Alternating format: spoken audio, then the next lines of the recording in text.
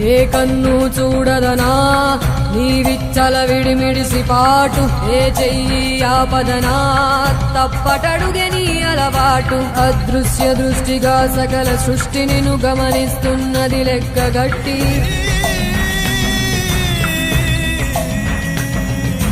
ఎంత బతుకు నీదెంత బతుకువో గుప్పెడు మెతుకుల కడుపు కొరకు ఎన్నాటలు వేటలు అవసరమా మనుజా మనుజా.